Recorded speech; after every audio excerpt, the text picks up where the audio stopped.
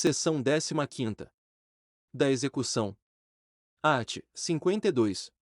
A execução da sentença processar-se-á no próprio juizado, aplicando-se, no que couber, o disposto no Código de Processo Civil, com as seguintes alterações. Inciso 1º. As sentenças serão necessariamente líquidas, contendo a conversão em bônus do Tesouro Nacional, BTN ou índice equivalente. Inciso 2º. Os cálculos de conversão de índices, de honorários, de juros e de outras parcelas serão efetuados por servidor judicial. Inciso 3º. A intimação da sentença será feita, sempre que possível, na própria audiência em que for proferida. Nessa intimação, o vencido será instado a cumprir a sentença tão logo ocorra seu trânsito em julgado, e advertido dos efeitos do seu descumprimento. Inciso 5º. Inciso 4º. Não cumprida voluntariamente a sentença transitada em julgado, e tendo havido solicitação do interessado, que poderá ser verbal, proceder-se-á desde logo à execução, dispensada nova citação. Inciso 5º. Nos casos de obrigação de entregar, de fazer, ou de não fazer, o juiz, na sentença ou na fase de execução, cominará multa diária, arbitrada de acordo com as condições econômicas do devedor, para a hipótese de inadimplemento. Não cumprida a obrigação, o credor poderá requerer a elevação da multa ou a transformação da condenação em perdas e danos, que o juiz de imediato arbitrará, seguindo-se a execução por quantia certa, incluída a multa vencida de obrigação de dar, quando evidenciada a malícia do devedor na execução do julgado. Inciso 6º. Na obrigação de fazer, o juiz pode determinar o cumprimento por outrem, fixado o valor que o devedor deve depositar para as despesas, sob pena de multa diária. Inciso 7º. Na alienação forçada dos bens, o juiz poderá autorizar o devedor, o credor ou terceira pessoa idônea a tratar da alienação do bem penhorado, a qual se aperfeiçoará em juízo até a data fixada para a praça ou leilão. Sendo o preço inferior ao da avaliação, as partes serão ouvidas. Se o pagamento não for à vista, será oferecida caução idônea, nos casos de alienação de bem móvel, ou hipotecado imóvel. Inciso 8º. É dispensada a publicação de editais em jornais, quando se tratar de alienação de bens de pequeno valor. Inciso 9º. O devedor poderá oferecer embargos, nos autos da execução, versando sobre a linha a falta ou nulidade da citação no processo, se ele correu à revelia.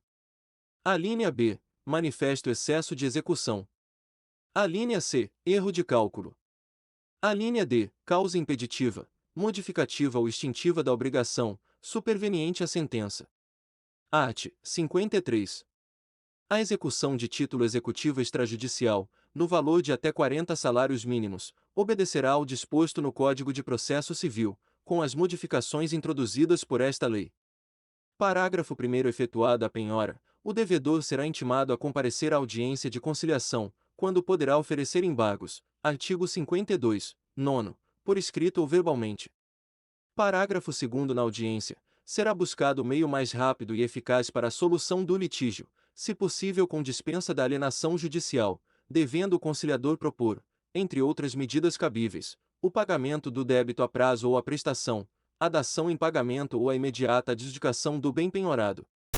Está gostando do vídeo? Inscreva-se no canal, ativa o sininho das notificações para receber os próximos vídeos, deixa o like e bons estudos.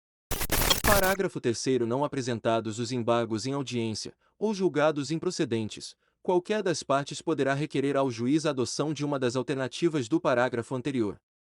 Parágrafo 4º. Não encontrado o devedor ou inexistindo bens penhoráveis, o processo será imediatamente extinto, devolvendo-se os documentos ao autor. Seção 16ª. Das despesas. Art. 54. O acesso ao juizado especial independerá, em primeiro grau de jurisdição, do pagamento de custas, taxas ou despesas. Parágrafo único. O preparo do recurso, na forma do parágrafo 1º do artigo 42 desta lei, compreenderá todas as despesas processuais, inclusive aquelas dispensadas em primeiro grau de jurisdição, ressalvada a hipótese de assistência judiciária gratuita. Art. 55. A sentença de primeiro grau não condenará o vencido em custas e honorários de advogado, ressalvados os casos de litigância de má-fé. Em segundo grau, o recorrente, vencido, pagará as custas e honorários de advogado, que serão fixados entre 10% e 20% do valor de condenação ou, não havendo condenação, do valor corrigido da causa. Parágrafo único. Na execução não serão contadas custas, salvo quando: inciso 1º, reconhecida a litigância de má-fé. Inciso 2º, improcedentes os embargos do devedor. Inciso 3º, tratar-se de execução de sentença que tenha sido objeto de recurso improvido do devedor. Seção 17ª. Disposições finais. Art. 56. Instituído o juizado especial, serão implantadas as curadorias necessárias e o serviço de assistência judiciária. Art. 57. O acordo extrajudicial, de qualquer natureza ou valor, poderá ser homologado, no juízo competente, independentemente de termo, valendo a sentença como título executivo judicial. Parágrafo único.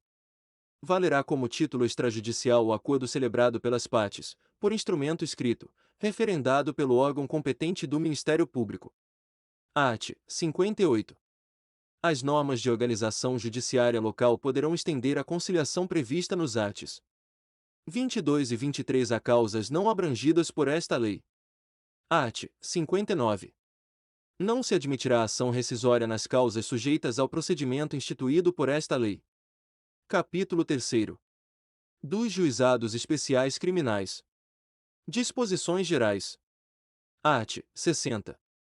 O juizado especial criminal, provido por juízes togados ou togados e leigos, tem competência para a conciliação, o julgamento e a execução das infrações penais de menor potencial ofensivo, respeitadas as regras de conexão e continência. Parágrafo único. Na reunião de processos, perante o juízo comum ou o tribunal do júri, decorrentes da aplicação das regras de conexão e continência, observar-se-ão os institutos da transação penal e da composição dos danos civis. Art. 61. Consideram-se infrações penais de menor potencial ofensivo, para os efeitos desta lei, as contravenções penais e os crimes a que a lei comine pena máxima não superior a 2 anos, cumulada ou não com multa. Art. 62. O processo perante o juizado especial orientar-se-á pelos critérios da oralidade, simplicidade, informalidade, economia processual e celeridade, objetivando, sempre que possível, a reparação dos danos sofridos pela vítima e a aplicação de pena não privativa de liberdade. Seção 1ª. Da competência e dos atos processuais. Art. 63. A competência do juizado será determinada pelo lugar em que foi praticada a infração penal. Art. 64. Os atos processuais serão públicos e poderão realizar-se em horário noturno e em qualquer dia da semana, conforme dispuserem as normas de organização judiciária. Art. 65. Os atos processuais serão válidos sempre que preencherem as finalidades para as quais foram realizados, atendidos os critérios indicados no artigo 62 desta lei. Parágrafo 1º. Não se pronunciará qualquer nulidade sem que tenha havido prejuízo. Parágrafo 2º. A prática de atos processuais em outras comarcas poderá ser solicitada por qualquer meio hábil de comunicação. Parágrafo 3º. Serão objeto de registro escrito exclusivamente os atos havidos por essenciais. Os atos realizados em audiência de instrução e julgamento poderão ser gravados em fita magnética ou equivalente. Art. 66. A citação será pessoal e far-se-á no próprio juizado, sempre que possível, ou por mandado. Parágrafo único. Não encontrado o acusado para ser citado, o juiz encaminhará as peças existentes ao juízo comum para adoção do procedimento previsto em lei. Art. 67. A intimação far-se-á por correspondência, com aviso de recebimento pessoal ou, tratando-se de pessoa jurídica ou firma individual, mediante entrega ao encarregado da recepção, que será obrigatoriamente identificado, ou, sendo necessário, por oficial de justiça, independentemente de mandado ou carta precatória, ou ainda por qualquer meio idôneo de comunicação. Parágrafo único. Dos atos praticados em audiência considerar-se-ão desde logo cientes as partes, os interessados e defensores. Art. 68. Do ato de intimação do autor do fato e do mandado de citação do acusado, constará a necessidade de seu comparecimento acompanhado de advogado, com a advertência de que, na sua falta, ser-lhe-á designado defensor público. Seção 2ª. Da fase preliminar. Art. 69. A autoridade policial que tomar conhecimento da ocorrência lavrará termo circunstanciado e o encaminhará imediatamente ao juizado, com o autor do fato e a vítima, providenciando-se as requisições dos exames periciais necessários. Parágrafo único. Ao autor do fato que, após a lavratura do termo, for imediatamente encaminhado ao juizado ou assumir o compromisso de a ele comparecer, não se imporá prisão em flagrante, nem se exigirá fiança. Em caso de violência doméstica, o juiz poderá determinar, como medida de cautela, seu afastamento do lar, domicílio ou local de convivência com a vítima. Está estudando para carreiras policiais? Tem um e-book gratuito para você baixar dos mapas mentais para carreiras policiais. Clique no link da descrição do vídeo ou no primeiro comentário. Art. 70. Comparecendo o autor do fato e a vítima, e não sendo possível a realização imediata da audiência preliminar, será designada a data próxima, da qual ambos sairão cientes. Art. 71. Na falta do comparecimento de qualquer dos envolvidos, a Secretaria providenciará sua intimação e, se for o caso, a do responsável civil, na forma dos arts. 67 e 68 desta lei. Art. 72. Na audiência preliminar, presente o representante do Ministério Público, o autor do fato e a vítima, e, se possível, o responsável civil, acompanhados por seus advogados. O juiz esclarecerá sobre a possibilidade da composição dos danos e da aceitação da proposta de aplicação imediata de pena não privativa de liberdade. Art. 73. A conciliação será conduzida pelo juiz ou por conciliador sob sua orientação. Parágrafo único. Os conciliadores são auxiliares da Justiça, recrutados, na forma da lei local, preferentemente entre bacharéis em direito, excluídos os que exerçam funções na administração da justiça criminal. Art. 74. A composição dos danos civis será reduzida a escrito, e homologada pelo juiz mediante sentença irrecorrível, terá eficácia de título a ser executado no juízo civil competente.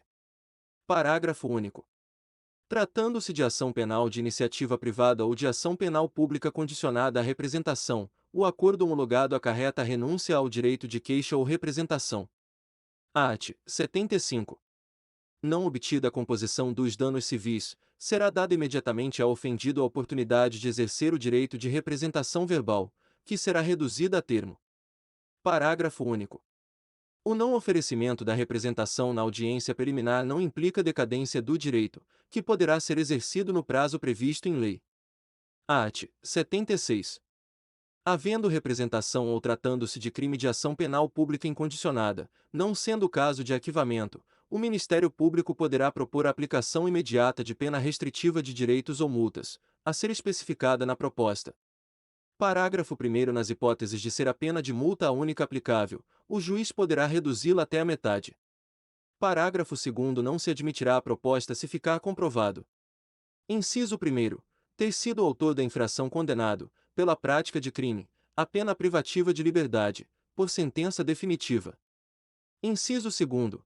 Ter sido o agente beneficiado anteriormente, no prazo de 5 anos, pela aplicação de pena restritiva ou multa, nos termos deste artigo. Inciso 3º. Não indicarem os antecedentes, a conduta social e a personalidade do agente, bem como os motivos e as circunstâncias, ser necessária e suficiente a adoção da medida.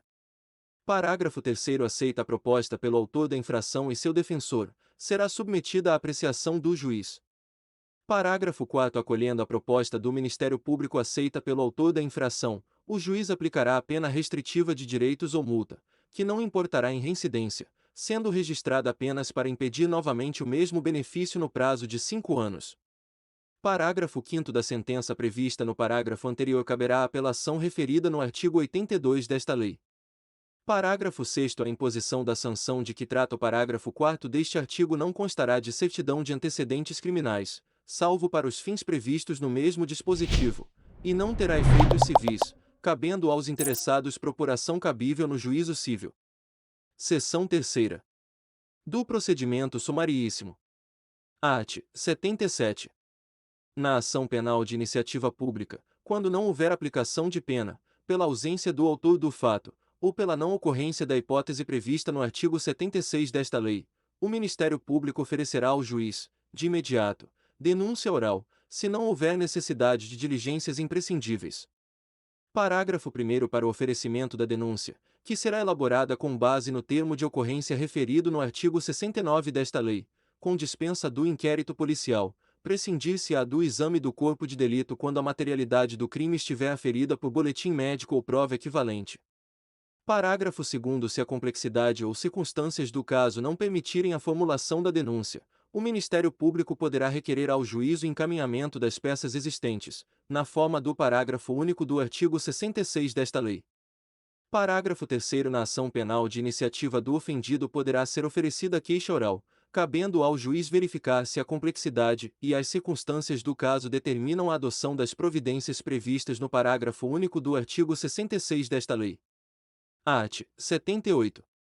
Oferecida a denúncia ou queixa, será reduzida a termo, entregando-se cópia ao acusado, que com ela ficará citado e imediatamente cientificado da designação de dia e hora para a audiência de instrução e julgamento, da qual também tomarão ciência o Ministério Público, o ofendido, o responsável civil e seus advogados. Parágrafo 1º se o acusado não estiver presente, será citado na forma dos arts. 66 e 68 desta lei cientificado da data da audiência de instrução e julgamento, devendo a ela trazer suas testemunhas ou apresentar requerimento para intimação, no mínimo 5 dias antes de sua realização. Parágrafo 2º não estando presentes o ofendido e o responsável civil, serão intimados nos termos do artigo 67 desta lei para comparecerem à audiência de instrução e julgamento. Parágrafo 3º as testemunhas arroladas serão intimadas na forma prevista no artigo 67 desta lei. Art. 79. No dia e hora designados para a audiência de instrução e julgamento, se na fase preliminar não tiver havido possibilidade de tentativa de conciliação e de oferecimento de proposta pelo Ministério Público, proceder-se-á nos termos dos arts. 72, 73, 74 e 75 desta lei. Art. 80. Nenhum ato será adiado, determinando o juiz, quando imprescindível, a condução coercitiva de quem deva comparecer. Art. 81.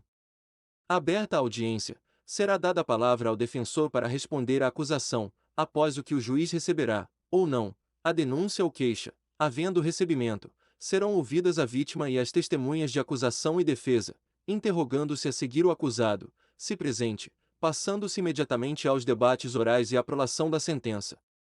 Parágrafo 1º todas as provas serão produzidas na audiência de instrução e julgamento, podendo o juiz limitar ou excluir as que considerar excessivas, impertinentes ou protelatórias. Parágrafo 1º. Durante a audiência, todas as partes e demais sujeitos processuais presentes no ato deverão respeitar a dignidade da vítima, sob pena de responsabilização civil, penal e administrativa, cabendo ao juiz garantir o cumprimento do disposto neste artigo, vedadas. Está estudando para carreiras policiais, mapas mentais para carreiras policiais, material atualizado, material em PDF com download liberado, 1 ano de atualizações gratuitas, garantia de 7 dias, mais de 390 mapas mentais. Se tiver alguma dúvida vou deixar um vídeo mais detalhado na descrição sobre os mapas mentais. Até mais! Inciso 1º. A manifestação sobre circunstâncias ou elementos alheios aos fatos objeto de apuração nos autos. Inciso 2º. A utilização de linguagem, de informações ou de material que ofendam a dignidade da vítima ou de testemunhas. Parágrafo 2º de todo ocorrido na audiência será lavrado termo, assinado pelo juiz e pelas partes, contendo breve resumo dos fatos relevantes ocorridos em audiência e a sentença. Parágrafo 3º a sentença, dispensado o relatório, mencionará os elementos de convicção do juiz. Art. 82. Da decisão de rejeição da denúncia ou queixa e da sentença caberá apelação, que poderá ser julgada por turma composta de 3 juízes em exercício no primeiro grau de jurisdição, reunidos na sede do juizado. Parágrafo 1º a apelação será interposta no prazo de 10 dias, contados da ciência da sentença pelo Ministério Público, pelo réu e seu defensor, por petição escrita, da qual constarão as razões e o pedido do recorrente. Parágrafo 2º o recorrido será intimado para oferecer resposta escrita no prazo de 10 dias. Parágrafo 3º as partes poderão requerer a transcrição da gravação da fita magnética que alude o parágrafo 3º do artigo 65 desta lei. Parágrafo 4º as partes serão intimadas da data da sessão de julgamento pela imprensa. Parágrafo 5º. Se a sentença for confirmada pelos próprios fundamentos, a súmula do julgamento servirá de acórdão. Art. 83. Cabem embargos de declaração quando, em sentença ou acórdão, houver obscuridade, contradição ou omissão. Parágrafo 1º. Os embargos de declaração serão opostos por escrito ou oralmente, no prazo de 5 dias, contados da ciência da decisão. Parágrafo 2º. Os embargos de declaração interrompem o prazo para a interposição de recurso. Parágrafo 3º. Os erros materiais podem ser corrigidos de ofício. Seção 4ª. Da execução. Art. 84. Aplicado exclusivamente pena de multa, seu cumprimento far-se-á mediante pagamento na Secretaria do Juizado. Parágrafo único. Efetuado o pagamento, o juiz declarará extinta a punibilidade, determinando que a condenação não fique constando dos registros criminais, exceto para fins de requisição judicial. Art. 85. Não efetuado o pagamento de multa, será feita a conversão em pena privativa da liberdade, ou restritiva de direitos, nos termos previstos em lei. Art. 86. A execução das penas privativas de liberdade e restritivas de direitos, ou de multa acumulada com estas, será processada perante o órgão competente, nos termos da lei. Seção 5ª. Das despesas processuais. Art. 87. Nos casos de homologação do acordo civil e aplicação de pena restritiva de direitos ou multa, arts. 74 e 76, parágrafo 4º, as despesas processuais serão reduzidas, conforme dispuser lei estadual. Seção 6ª. Disposições finais. Art. 88. Além das hipóteses do Código Penal e da legislação especial, dependerá de representação a ação penal relativa aos crimes de lesões corporais leves e lesões culposas. Art. 89. Nos crimes em que a pena mínima cominada for igual ou inferior a 1 ano, abrangidas ou não por esta lei, o Ministério Público, ao oferecer a denúncia, poderá propor a suspensão do processo, por 2 a 4 anos, desde que o acusado não esteja sendo processado ou não tenha sido condenado por outro crime, presentes os demais requisitos que autorizariam a suspensão condicional da pena. Artigo 77 do Código Penal. Parágrafo 1º. Aceita a proposta pelo acusado e seu defensor, na presença do juiz, este, recebendo a denúncia, poderá suspender o processo, submetendo o acusado a período de prova, sob as seguintes condições. Inciso 1º. Reparação do dano, salvo impossibilidade de fazê-lo. Inciso 2º. Proibição de frequentar determinados lugares. Inciso 3º. Proibição de ausentar-se da comarca onde reside, sem autorização do juiz. Inciso 4º. Comparecimento pessoal e obrigatório a juízo, mensalmente, para informar e justificar suas atividades. Parágrafo 2º. O juiz poderá especificar outras condições a que fica subordinada a suspensão, desde que adequadas ao fato e à situação pessoal do acusado. Parágrafo 3º. A suspensão será revogada se, no curso do prazo, o beneficiário vier a ser processado por outro crime ou não efetuar, sem motivo justificado, a reparação do dano.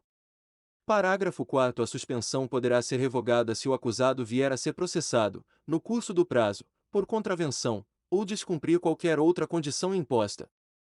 Parágrafo 5º. Expirado o prazo sem revogação, o juiz declarará extinta a punibilidade. Parágrafo 6º. Não correrá a prescrição durante o prazo de suspensão do processo. Parágrafo 7º. Se o acusado não aceitar a proposta prevista neste artigo, o processo prosseguirá em seus ulteriores termos. Art. 90. As disposições desta lei não se aplicam aos processos penais cuja instrução já estiver iniciada.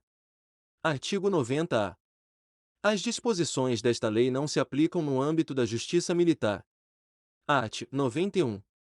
Nos casos em que esta lei passa a exigir representação para a propositura da ação penal pública, o ofendido ou seu representante legal será intimado para oferecê-la no prazo de 30 dias, sob pena de decadência. Art. 92. Aplicam-se subsidiariamente as disposições dos Códigos Penal e de Processo Penal, no que não forem incompatíveis com esta lei. Capítulo 4. Disposições finais comuns. Art. 93. Lei estadual disporá sobre o sistema de juizados especiais cíveis e criminais, sua organização, composição e competência. Art. 94. Os serviços de cartório poderão ser prestados, e as audiências realizadas fora da sede da comarca, em bairros ou cidades a ela pertencentes, ocupando instalações de prédios públicos, de acordo com audiências previamente anunciadas. Art. 95. Os Estados, Distrito Federal e territórios criarão e instalarão os juizados especiais no prazo de 6 meses, a contar da vigência desta lei. Parágrafo único. No prazo de 6 meses, contado da publicação desta lei, serão criados e instalados os juizados especiais itinerantes, que deverão dirimir, prioritariamente, os conflitos existentes nas áreas rurais ou nos locais de menor concentração populacional. Art. 96. Esta lei entra em vigor no prazo de 60 dias após a sua publicação. Art. 97. Ficam revogadas a Lei nº 4.611, de 2 de abril de 1965, e a Lei nº 7.244, de 7 de novembro de 1984. Se você chegou até o final deste vídeo, escreve aqui nos comentários, eu serei nomeado. Inscreva-se no canal se não for inscrito, deixa o like e compartilha com amigos e bons estudos.